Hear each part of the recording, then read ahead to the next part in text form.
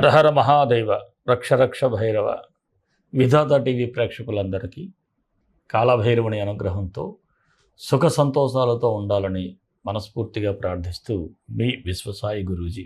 ఈరోజు ముఖ్యంగా ఒక మంచి టాపిక్ ఏమిటి? ప్రస్తుత పరిస్థితుల్లో శని భగవానుడు వక్రం అంటే వక్రస్థితి ప్రారంభమవుతుంది. ఈ వక్రస్థితి ప్రారంభమైనప్పుడు ఏ రాశికి ఏ ఫలితాలు ఉంటాయి అంటే శని భగవానుడి వల్ల కూడా మన నసీబ్ కూడా తారుమారవుతూ ఉంటుంది. అందువలన మనం ఏ రోజు నుంచి మీనరాశి నుంచి మరలా రిట్రోగ్రేట్ అవుతున్నాడు అంటే ఈ నెల జూలై 13 ఉదయం 8:44 శని మీనరాశిలో ఉత్తరాభద్ర నక్షత్రం 2వ చరణం ఈ నక్షత్రంలో ఈ వక్రం అనేది ప్రారంభమవుతుంది. మరలా వక్ర త్యాగం ఎప్పుడు జరుగుతుంది అంటే నవంబర్ 28 ఉదయం 8:29 మరల మీనరాశిలో పూర్వభద్ర నక్షత్రం 4వ చరణంలో పూర్తి స్థితిని ఏర్పాటు చేసుకుంటాడు శని భగవానుడు. ఈ వక్ర గమనం వలన శని భగవానుడు ఏ రాశి వారికి ఏ ఫలితాలు ఇవ్వబోతున్నాడు మీ అందరికీ కూడా చాలా ఉత్సాహంగా ఉంటుంది. కొంతమందికి అయితే అయ్యో శని భగవానుడు నాకు ఏం చేసేస్తాడు అనేటువంటి భయం కూడా ఉంటుంది. ఆ యొక్క యాంగ్జైటీ మనం పూర్తిగా తొలగించుకునే ప్రయత్నం చేద్దాం. సరే, మనం 12 రాశుల వారికి కూడా ఎలా ఉంటుంది మనం ఒకసారి పరిశీలన చేద్దాం. మీనరాశి. ఈ మీనరాశి వారికి రాశిలోనే శని వక్రగతి ప్రారంభమవుతుంది. జూలై 13 నుంచి ప్రారంభమై మరలా నవంబర్ 28న మరలా స్థితి చెందేటువంటి పరిస్థితులు అయితే ఉంటాయి. అయితే ఈ జన్మంలో వక్రంగా సంచరించటం వలన వ్యక్తిగత జీవితంపై కూడా కాస్త ప్రభావం పడేటువంటి సూచనలు ఉన్నాయి.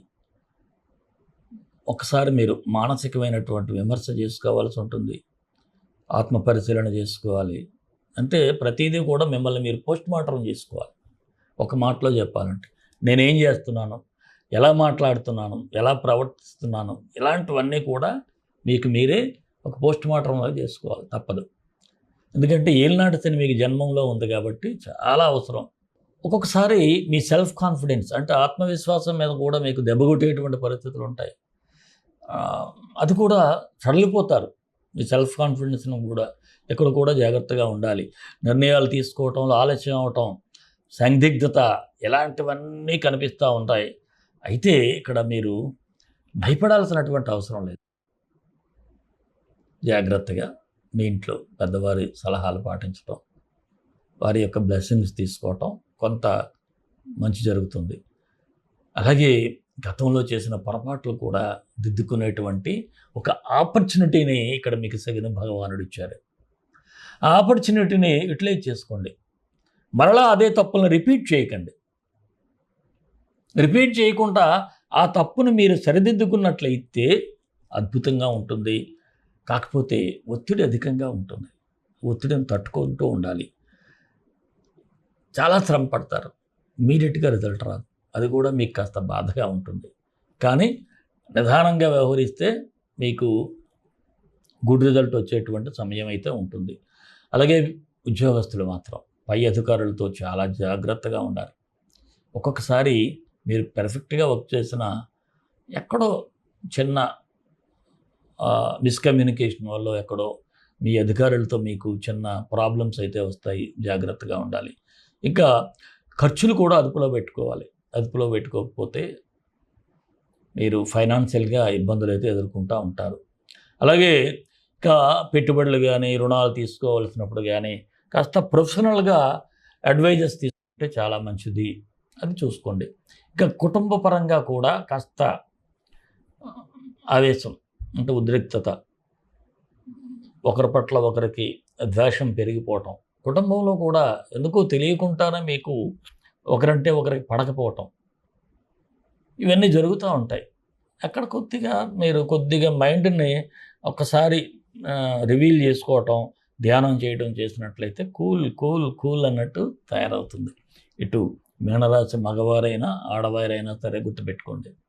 అలాగే శారీరక శ్రమ కూడా ఎక్కువ అవుతూ ఉంటుంది. ఒక్కోసారి అలసట పెరిగిపోతూ ఉంటుంది, తలనొప్పి ఉంటుంది, నిద్ర సరిగ్గా ఉండదు. స్లో పాయిజన్ లాగా హెల్త్ మీద కూడా ఇన్ఫెక్ట్స్ అవుతూ ఉంటాయి. అది కూడా జాగ్రత్తగా ఉండాలి.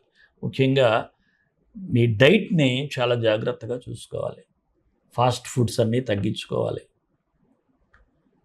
కొద్దిగా ఆత్మ పరిశీలన చేసుకొని ముందుకు వెళ్ళినట్లయితే, అలాగే ఆధ్యాత్మిక ప్రయాణం చేస్తే, ఆధ్యాత్మిక కార్యక్రమంలో పాల్గొంటే మీకంతా శుభ ఫలితాలు వస్తాయి.